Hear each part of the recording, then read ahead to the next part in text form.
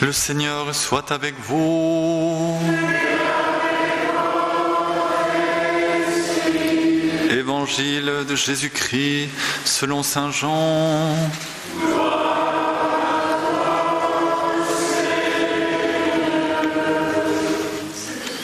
En sortant du temple, Jésus vit sur son passage un homme qui était aveugle de naissance. Ses disciples l'interrogèrent. « Rabbi, pourquoi cet homme est-il né aveugle ? Est-ce lui qui a péché ou bien ses parents ?»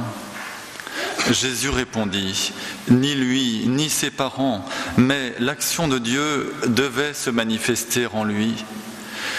Il nous faut réaliser l'action de celui qui m'a envoyé pendant qu'il fait encore jour. Déjà la nuit approche et personne ne pourra plus agir. Tant que je suis dans le monde, je suis la lumière du monde. » Cela dit, il cracha sur le sol et avec la salive, il fit de la boue qu'il appliqua sur les yeux de l'aveugle et il lui dit « Va te laver à la piscine de Siloé ». Ce nom signifie « envoyé ». L'aveugle y alla donc et il se lava. Quand il revint, il voyait. Ses voisins et ceux qui étaient habitués à le rencontrer, car il était mendiant, dirent alors « N'est-ce pas celui qui se tenait là pour mendier ?» Les uns disaient « C'est lui », les autres disaient « Pas du tout, c'est quelqu'un qui lui ressemble ». Mais lui affirmait « C'est bien moi ». Et on lui demandait « Alors, comment tes yeux se sont-ils ouverts ?» Il répondit « L'homme qu'on appelle Jésus a fait de la boue, il m'en a frotté les yeux et il m'a dit « Va te laver à la piscine de Siloé ». J'y suis donc allé et je me suis lavé, alors j'ai vu. Ils lui dirent « Et lui, où est-il » Il répondit « Je ne sais pas ». On amène aux pharisiens cet homme qui avait été aveugle. Or, c'était un jour de sabbat que Jésus avait fait de la boue et lui avait ouvert les yeux. À leur tour, les pharisiens lui demandèrent « Comment se fait-il que tu vois ?» Il leur répondit « Il m'a mis de la boue sur les yeux, je me suis lavé et maintenant je vois. » Certains pharisiens disaient « Celui-là ne vient pas de Dieu puisqu'il n'observe pas le repos du sabbat. » D'autres répliquaient « Comment un homme pécheur pourrait-il accomplir des signes pareils ?» Ainsi donc, ils étaient divisés. Alors, il s'adresse de nouveau à l'aveugle. « Et toi, que dis-tu de lui puisqu'il t'a ouvert les yeux ?» Il dit « C'est un prophète. » Les Juifs ne voulaient pas croire que cet homme qui maintenant voyait avait été aveugle. C'est pourquoi ils convoquèrent ses parents et leur demandèrent « Cet homme est-il bien votre fils ? Et vous dites qu'il est né aveugle ? Comment se fait-il qu'il voit maintenant ?» Les parents répondirent « Nous savons que c'est bien notre fils et qu'il est né aveugle. Mais comment il peut voir à présent, nous ne le savons pas. Et qui lui a ouvert les yeux, nous ne le savons pas non plus. Interrogez-le, il est assez grand pour s'expliquer. » Ses parents parlaient ainsi parce qu'ils avaient peur des Juifs. En effet, les Juifs s'étaient déjà mis d'accord pour exclure de la synagogue tous ceux qui déclareraient que Jésus est le Messie. Voilà pourquoi les parents avaient dit « Il est assez grand, interrogez-le ». Pour la seconde fois, les pharisiens convoquèrent l'homme qui avait été aveugle et lui dirent « Rends gloire à Dieu, nous savons nous que cet homme est un pécheur. » Il répondit « Est-ce un pécheur ? Je n'en sais rien. Mais il y a une chose que je sais, j'étais aveugle et maintenant je vois. » Ils lui dirent alors « Comment a-t-il fait pour t'ouvrir les yeux ?» Il leur répondit « Je vous l'ai déjà dit et vous n'avez pas écouté. Pourquoi voulez-vous m'entendre encore une fois ? Serait-ce que vous aussi, vous voulez devenir ses disciples ?» Ils se mirent à l'injurier. « C'est toi qui es son disciple. Nous, c'est de Moïse que nous sommes les disciples. » Moïse, nous savons que Dieu lui a parlé. Quant à celui-là, nous ne savons pas d'où il est. » L'homme leur répondit, « Voilà bien ce qui est étonnant. Vous ne savez pas d'où il est, et pourtant il m'a ouvert les yeux. Comme chacun sait, Dieu n'exauce pas les pécheurs, mais si quelqu'un l'honore et fait sa volonté, il l'exauce. Jamais encore on n'avait entendu dire qu'un homme ait ouvert les yeux à un aveugle de naissance.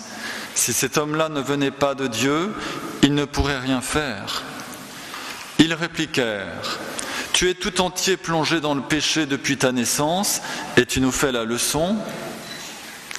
Et ils le jetèrent dehors. Jésus apprit qu'il l'avait expulsé. Alors il vint le trouver et lui dit, « Crois-tu au Fils de l'homme ?» Il répondit, « Et qui est-il, Seigneur, pour que je croie en lui ?» Jésus lui dit, « Tu le vois, et c'est lui qui te parle. » Il dit, « Je crois, Seigneur. » Et il se prosterna devant lui.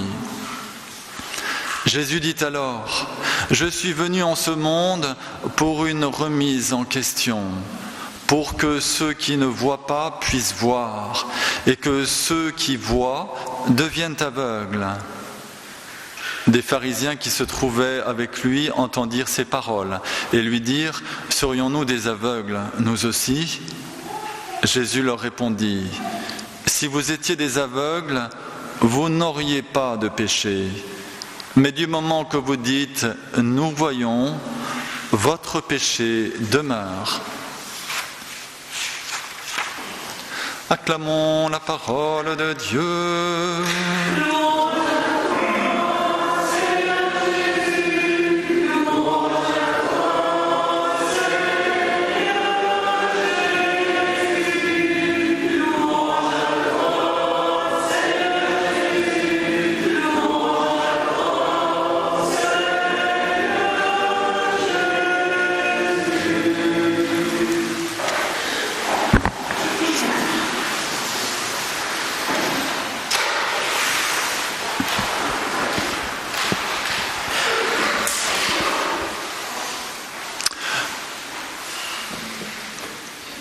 Comme nous l'avons sans doute compris, cet aveugle-né, c'est la figure de l'humanité. L'humanité marquée par cette faute originelle. Rappelons-nous ce qui s'est passé donc dans le récit de la chute. Lorsque l'homme et la femme ont décidé de désobéir, il est dit que leurs yeux s'ouvrirent et ils ont vu qu'ils étaient nus. Vous pensez vraiment que leurs yeux se sont ouverts? Ce qui s'est passé à ce moment-là, c'est qu'ils ont perdu la lumière. À ce moment-là, l'homme et la femme n'étaient plus revêtus de la lumière. Oui, ils étaient nus, mais dans quel sens? Ils ont perdu la lumière. Et leurs yeux se sont ouverts, oui, sur une réalité extérieure. Voilà bien le drame de notre humanité. Si nous sommes capables de nous voir les uns les autres, nous ne sommes pas forcément capables de voir notre cœur. Il y a parmi nous un certain nombre de fiancés. Est-ce que vous ne pensez pas que la grâce de l'amour, c'est de pouvoir ouvrir les yeux de nouveau et de voir au-delà de l'apparence? Si vous regardez que l'apparence, le jour où l'autre aura un gros bouton au milieu de la figure, je veux dire, c'est foutu, hein. Mais par contre, l'amour et la grâce de l'amour, nous le comprenons, c'est de nous ouvrir les yeux. Oui, nous avons besoin de guérir. Nous voyons en fonction de nos catégories bien limitées. Les psychologues, ils nous disent que l'autre, il a une carte du monde différente de la nôtre. Voilà. Donc, à la limite, on ne peut pas se rencontrer. Il y a des cartes du monde différentes. Oui, sauf si nos cœurs et notre intelligence s'ouvrent à autre que nous-mêmes. Vous voyez, c'est pareil avec Dieu. D'accord, Dieu, on ne le voit pas. Mais est-ce que vous voyez l'air que vous respirez ? Est-ce que le poisson, il voit l'eau qu'il fait vivre ? Et nous ne sommes pas capables, encore une fois, de voir avec les yeux du cœur. Et ça, c'est notre maladie. Alors ici, il y a une double guérison, nous l'avons compris.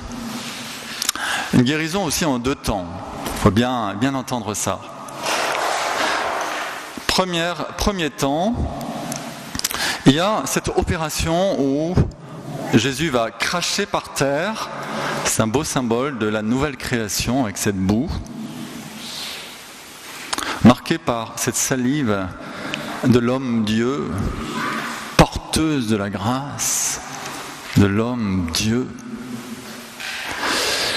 Et en allant se laver, l'homme est guéri. Alors, on comprend que ça, c'est une annonce du baptême, d'accord ? Le baptême, on plonge dans l'eau et il se passe quelque chose qu'on ne voit pas,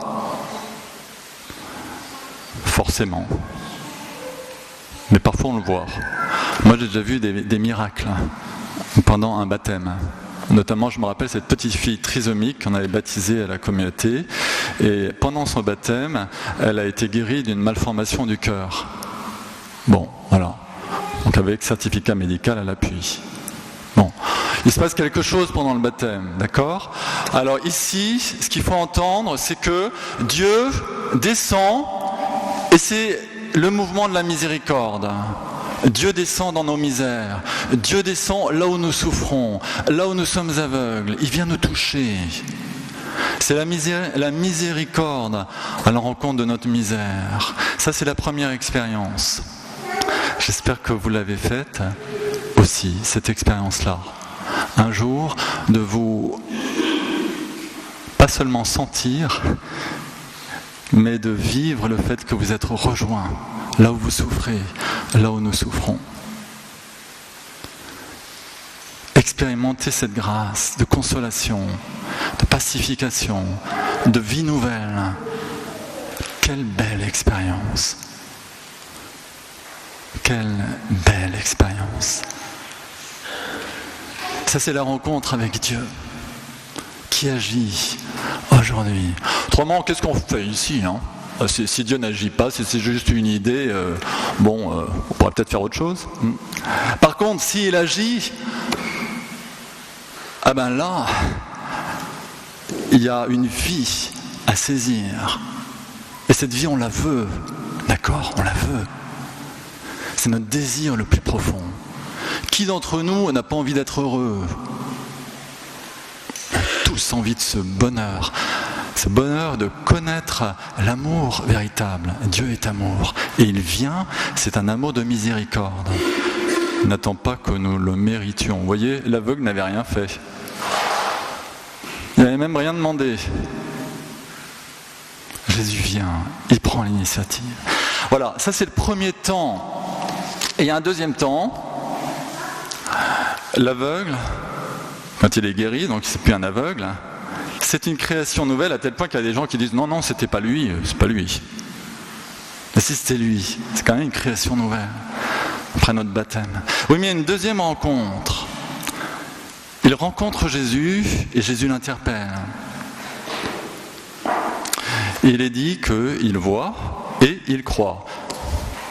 Ça vous fait pas penser à autre chose ? Dans le même évangile de Saint Jean, au moment de la résurrection, le disciple que Jésus aimait entre dans le tombeau vide. Il voit, qu'est-ce qu'il voit ? Il voit des linges posés à plat, puis le Saint-Suaire posé à côté. Et il croit. Voilà le deuxième miracle, la deuxième guérison. Il voit et il croit. Voilà. Non seulement il croit, mais il se prosterne. Il reconnaît que Jésus est Dieu. On ne se prosterne pas devant un homme, d'accord ? On se prosterne devant Dieu. C'est important de comprendre ce que ça veut dire le prosternement. Quand on se prosterne, on a la tête contre terre. Parce que nos pensées, elles doivent être sous les pensées de Dieu.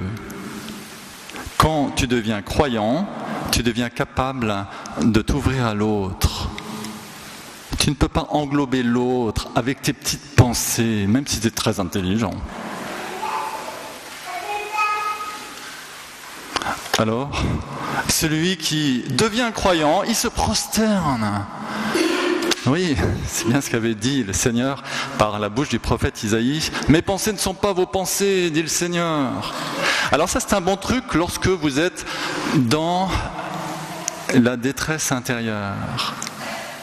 Vous savez, on se fait des films, et puis, conclusion, ça va mal. Même ça, ce sont nos pensées. Et à la lumière de Dieu, il y a autre chose. Il y a une ouverture. Il y a toujours une ouverture à la lumière de Dieu. Si vous voulez, c'est la différence entre regarder ce qui se passe dans une pièce alors que vous avez ouvert les volets et ce qui se passe dans la même pièce lorsque tous les volets sont fermés.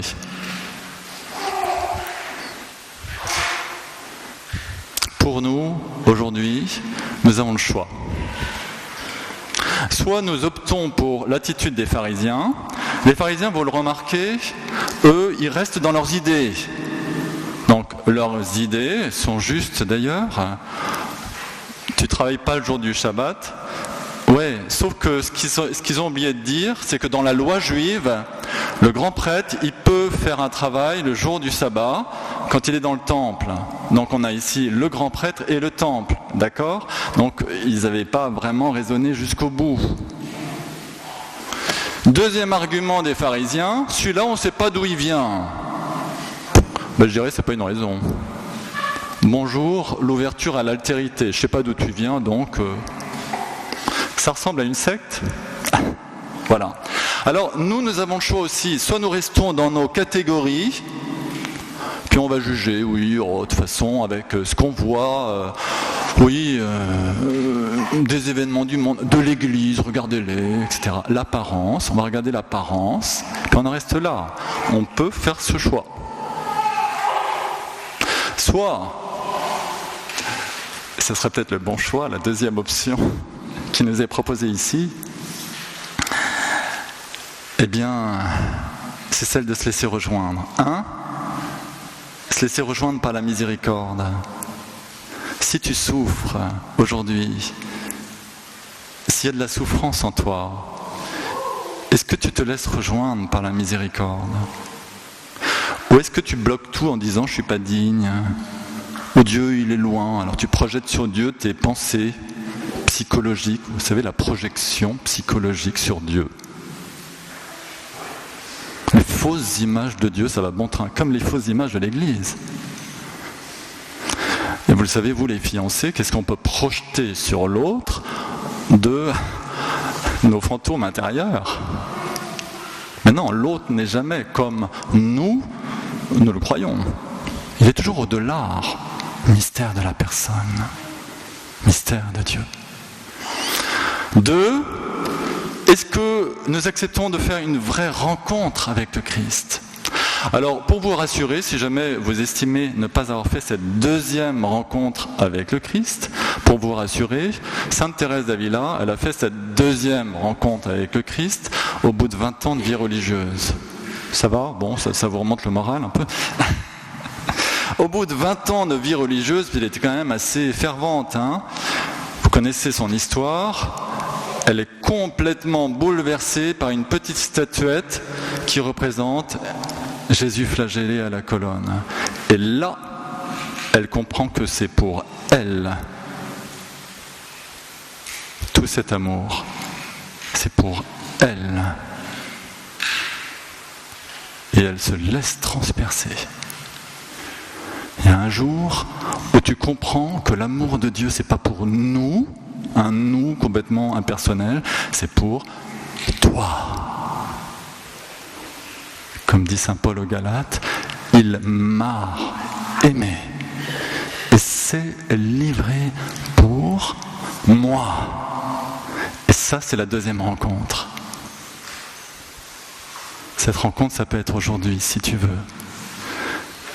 Si tu acceptes de te laisser rejoindre dans cette Eucharistie, dans ta misère, et si tu acceptes d'ouvrir les yeux, oui, de ton cœur, je parle bien des yeux de ton cœur, pour discerner l'amour dont tu es aimé, pour discerner le regard de Jésus sur toi. Il m'a aimé et s'est livré pour moi. Oui, Seigneur, nous te bénissons parce que tu es la lumière du monde et nous voulons t'accueillir comme notre lumière, nous laisser illuminer et nous mendions auprès de toi